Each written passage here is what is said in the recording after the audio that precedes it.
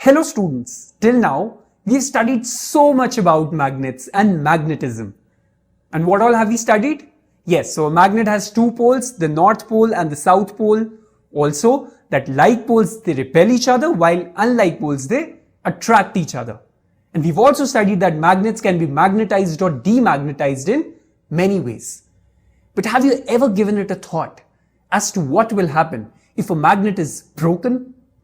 Well, to understand this concept, we have to recall the inner structure of the magnet. So what have we studied? We've studied that a magnet, it is made up of tiny bar magnets, each having a north pole and a south pole. And all of them are aligned in the same direction. So when a bar magnet, it is broken into two, then you see that each of these two new small pieces, they behave as a magnet, having a north pole and a south pole at their ends. So what do you think? Are these new magnet pieces any different from the original one? Or do they possess any different properties? Well, you can see that these newly formed magnets, they're not different from the original one, except for the fact that they are smaller in size than the original magnet. And now what I'm going to do is, I've already shown you that each of these tiny magnets, they have their own respective polarities. That is, this small magnet has a north pole as well as a south pole. Similarly, this has a north pole as well as a south pole. So now what I'm going to do is, I'm going to bring the south pole of this magnet towards the north pole of this magnet. And let's see what happens. So you see, both of them, they get attracted to each other. And now I'm going to reverse the polarity of this magnet. So now I'm going to bring the south pole of this magnet near to the south pole of this magnet. So ideally what should happen? What have we studied? What happens with the like poles? Exactly, they repel each other. So let's see whether they repel each other or not. So I'm bringing the south pole of this magnet towards the south pole of another magnet. And you see that it begins to repel. So I'll just repeat it once again and let's see what happens. Yes. So even this repels away. So the like poles, they are repelling each other. Now, this was just a small exercise to recall and revise what we've been studying about magnets in our previous modules. Let us now proceed to our main topic of discussion for today, and that is repulsion is the sure test of magnetism. And for this, now I have a situation and a question based on it for you all.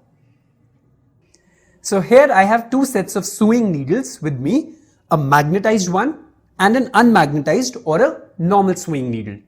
Now one end of this magnetized sewing needle, it is brought in contact with the end of this normal sewing needle. And you see that they stick to each other. Now my question to you is that once they are stuck to each other, then how would you find that which one is magnetized and which one is not magnetized? Or let us say you already know about which one is magnetized and which one is not. But what if your friend was to answer this question and he does not know earlier or in advance that which one was magnetized and which one was not magnetized? Well, to seek answer to this question, what we shall do now is that we are going to bring one of the ends of one of the poles instead of the bar magnets near to the ends of this needle, the two needles. So here I bring the north pole of this bar magnet near to the end of this needle.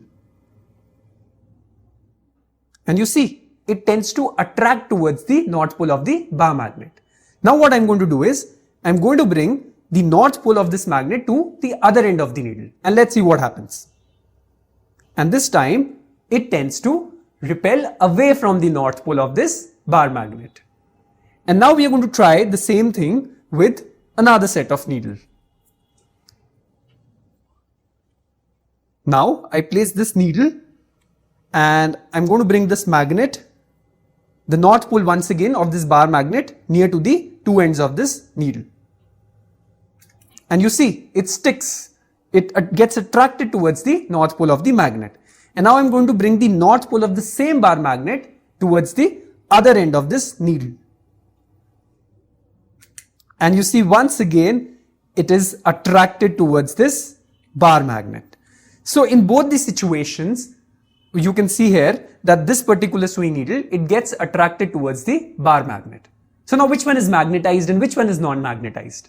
So the needle which gets attracted towards this bar magnet, in both the cases, it is an unmagnetized or a normal swaying needle.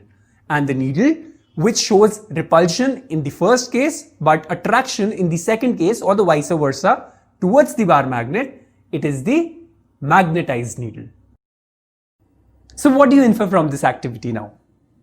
Well, we infer that an unmagnetized substance, it gets attracted by poles of the magnet as well as by the ends of a magnetized substance. And thus, attraction can take place between the unlike poles of the magnets and also between a magnet and an unmagnetized magnetic material. Now what you can also conclude is that attraction between the two objects, it cannot surely identify or rather distinguish between a material to be a magnet or an unmagnetized material.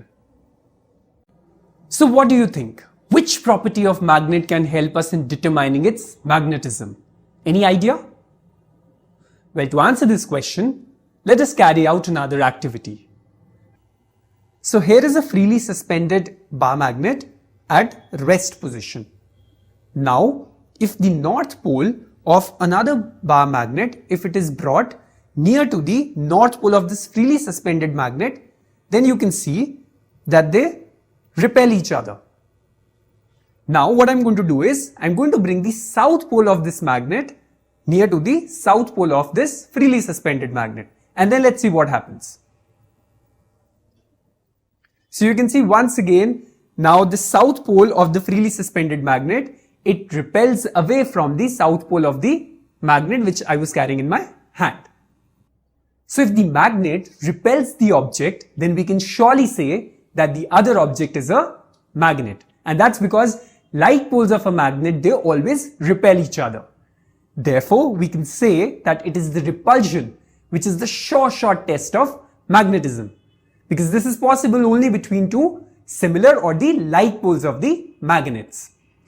So this is all about this module, where we have discussed and learned that repulsion is the sure test of magnetism.